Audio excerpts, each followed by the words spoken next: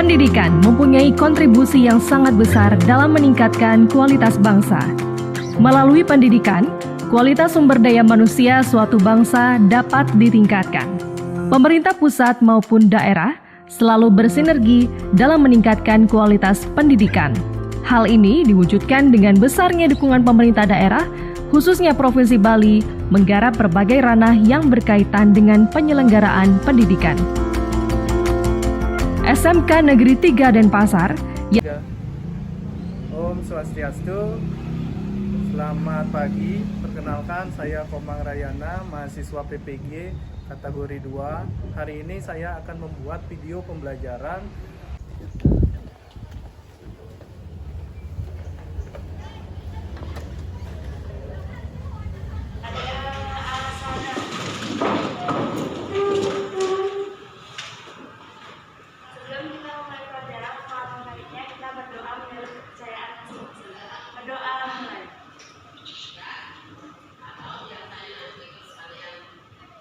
berdoa selesai.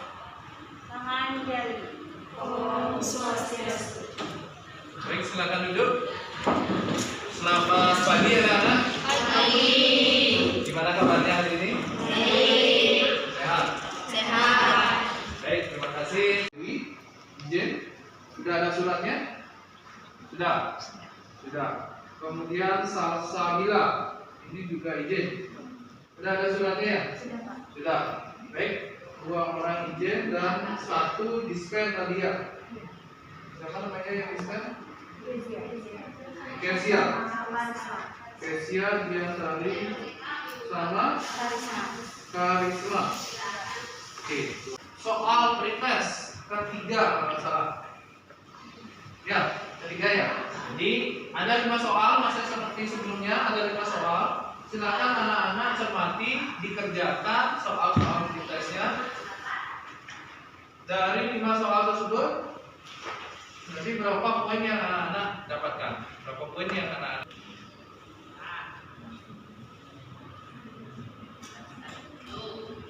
Sudah? Sudah ya? Sudah semua?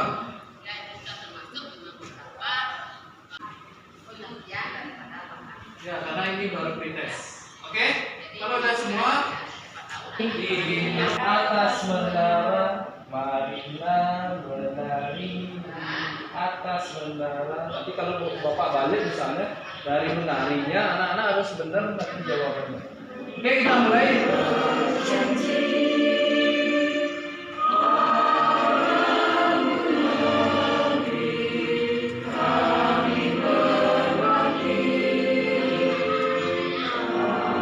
Kewajiban warga negara. Hak dan pengingkaran kewajiban warga negara sudah kita bahas dalam 2 kali pertemuan. Nah, hari ini kita akan lebih banyak membahas materi tentang kasus-kasus pelanggaran hak asasi manusianya, pelanggaran HAM-nya. Oke, nah SPG-nya sudah. Kemudian Bapak akan sampaikan apa sih tujuan pembelajaran hari ini. Tujuan pembelajaran hari ini adalah yang pertama, anak-anak mampu menghargai hak asasi manusia berdasarkan perspektif Pancasila sebagai sebuah anugerah Tuhan yang Maha Esa, pada hakikat dan keberadaan manusia sebagai makhluk Tuhan. Inilah yang disebut sebagai hak asasi. Sebagai makhluk Tuhan yang Maha Esa dan merupakan anugerah yang wajib dihormati, dijunjung tinggi, dan juga dilindungi oleh negara. Sehingga kenapa negara membentuk Komnas HAM, tujuannya adalah untuk melindungi hak asasi manusia orang lain. Di hadapan dilindungi oleh negara, hukum, dan juga pemerintah. Setiap orang ataupun setiap orang. Nilai-nilai Pancasila itu ada 5. Yang pertama nilai apa? Ketuhanan. Yang kedua nilai kemanusiaan. Kemudian sila yang kedua, sila kemanusiaan. Apa contoh sikapnya? Tidak membuli. Oke. Contoh yang lain? Saling menghormati antar manusia. Saling menghormati antar manusia dengan orang lain, antar teman. Itu contoh-contohnya. Kemudian contoh tentunya dilihat dari sikap egois dari dalam diri. Itu yang pertama. Rendahnya kesadaran hak asasi manusia. Jadi seseorang itu nggak sadar tentang orang lain itu ada memiliki hak asasi manusia juga loh. Jadi kita harus menghormati. Yang ketiga, sikap tidak toleran. Ini sering dan bahkan anak-anak juga sering. Jika korban hanya tahu secara pasti, dari pemerintah, korban tewas sebanyak 18 anak dan korban luka-luka 52 orang. Sementara, menurut tim mencari fakta total, diperkirakan ada 400 orang yang tewas dalam kejadian ini. Sementara menurut Komnas HAM, terhitung 24 orang tewas dan 55 orang terluka. Hingga hari ini, aparat militer mengenai Tugas individu.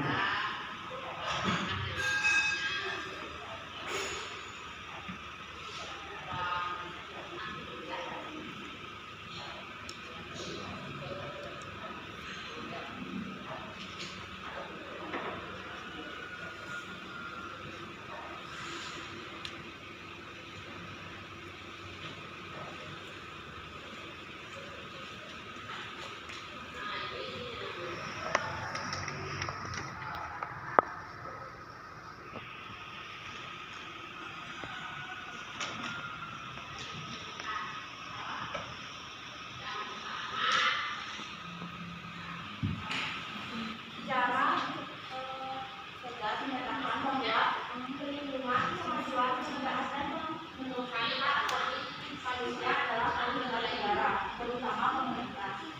Yang kedua, apa saja solusi yang dapat kita lakukan untuk mencegah terjadinya pelanggaran untuk menegakkan hukum dan demokrasi. Buat saya, untuk melakukan pendekatan kualitas pelayanan publik sebagai bentuk pencegahan atas pelanggaran HAM. Kesimpulan. Jadi yang bertanggung jawab atas mencegah pelanggaran HAM adalah pemerintah. Kita harus memahami makna hak dan kewajiban negara. Setelah itu kita mengetahui faktor-faktornya. Habis itu kita juga mengetahui contoh-contoh kasus yang ada. Oke, bisa aja kasih tepuk tangan untuk. Nah, jadi itu untuk pertemuan hari ini. Nah, sekali lagi Bapak sampaikan untuk pertemuan selanjutnya kita akan masih membahas tugas kelompok ini. Jadi akan ada presentasi dari masing-masing kelompok. Ya, setelah presentasi tersebut baru kita akan menginjak ke materi yang berada di bab 2. Setelah itu baru kita selesai pembelajaran kurang lebih sampai bulan Desember nanti. Anak-anak sudah mempersiapkan diri untuk ulangan ini. Baik anak-anak, kalau Sebelum kita masuk pada hari ini, apa baiknya kita berdoa menurut kepercayaan dan doa baik. Berdoa selesai. Parama Santi. Om Swastiastu. Baik teman-teman, sebelum kita memulai pelajaran, maka baik kita berdoa menurut agama dan kepercayaan masing-masing. Berdoa dimulai.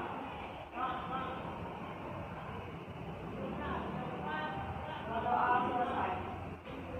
baik anak-anak silakan duduk. Selamat siang. Bagaimana kabar kalian hari ini? Sehat? Baik anak-anak, pada pertemuan hari ini kita akan melanjutkan materi di pertemuan sebelumnya.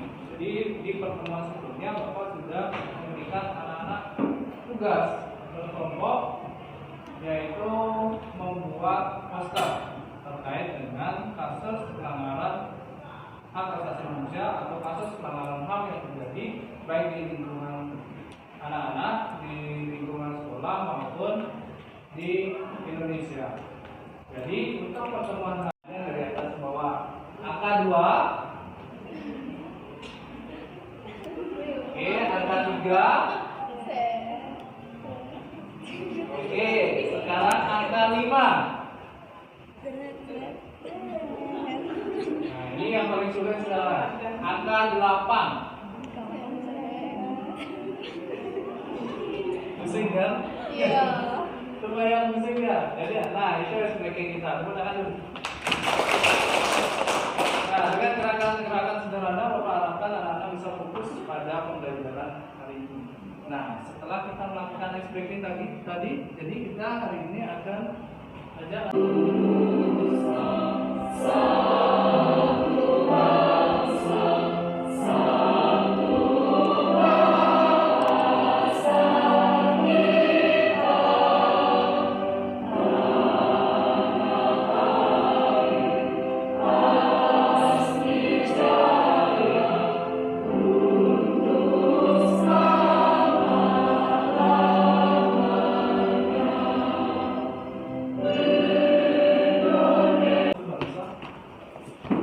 Saya tahu.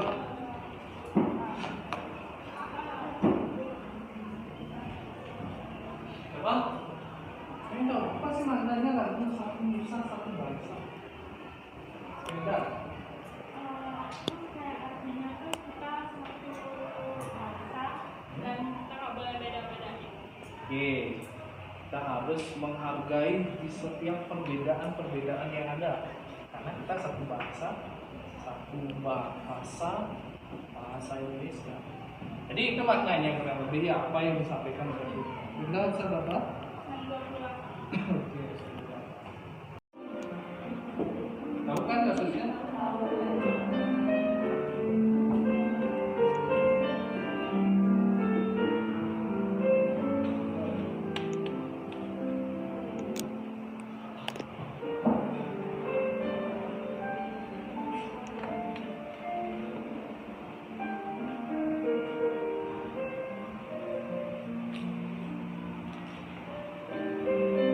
Ini pelakunya, korbannya.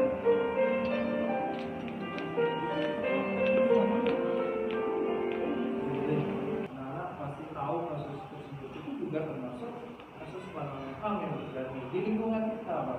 Oke, selamat siang teman-teman dan Bapak. Jadi kami dari kelompok kami itu mengambil kasus tentang pelecehan seksual terhadap siswa. Nah, jadi pelecehan seksual ini termasuk ke dalam jenis pelanggaran HAM berat. Mengapa demikian? Karena pelecehan seksual adalah jenis tindakan yang dapat merugikan seseorang. Bahkan seseorang yang mengalami itu mengalami trauma berat. Kasus pelecehan ini itu kian marak terjadi karena mereka tuh masih banyak sebagian orang belum mengetahui mengenai contoh dari ciri-ciri pelecehan. Mereka friendly aja gitu. Mereka friendly itu termasuk pelecehan juga nggak sih? Atau gimana? Oke, Bapak simpulkan pertanyaannya gini. Kalau misalnya seseorang itu tidak merasa risih dengan tindakan yang dilakukan, apakah itu termasuk pelecehan seksual atau tidak? Itu yang dilakukan. Silakan dijawab. Baik, saya akan menjawab pertanyaan dari rekan kami. Nah, untuk itu risih atau enggak itu tergantung dari siswa, pihak siswanya itu merasa risih atau enggak, dan pandangan dari siswanya itu ke guru. Misalkan kalau pandangan ke guru itu jelek, jadi itu termasuk pelecehan seksual. Kalau misalkan gurunya juga menang aja, jadi itu kayak ya sampai-sampai. Oke, yang mau tanya gimana? Udah, puas dengan jawabannya? Oke, puas. Oke. Ada pertanyaan lain? Tidak? Masih? Ada? Dari kelompok 4 juga. Oke, namanya siapa? Masa?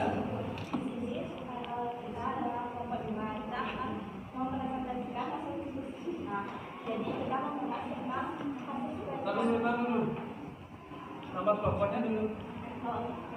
mengenalkan. Silakan. Jadi di sini kita membahas tentang pelecehan seksual. Jadi di sini ada pengertian pelecehan seksual. Pelecehan seksual merupakan pelanggaran hak asasi manusia karena tidak hanya merugikan secara fisik maupun psikis, tapi juga martabat kemanusiaannya.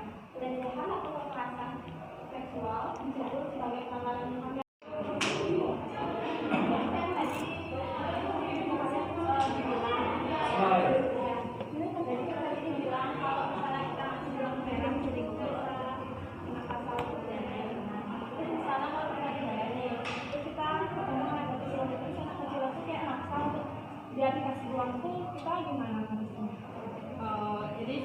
jawab pertanyaannya Risma.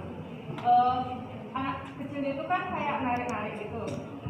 Daripada dia ngasih uang, mendingan kita kasih makanan gitu, kayak roti atau nggak permen gitu. Ada lagi pertanyaan, lagi satu lagi kelompok 3. Saya mau nanya gimana caranya dari masyarakat supaya dia nggak anak kecil maupun lansia nggak Karena upaya menyadarkan masyarakat agar mengemisnya nggak ajak anak kecil. Ini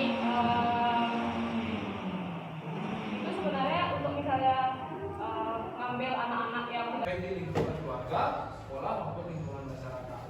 Sehingga dengan kontribusi kita anak-anak sebagai siswa nantinya kasus pelanggaran HAM itu karena tadi diawali dengan doa, mari kita akhiri juga pertemuan ini dengan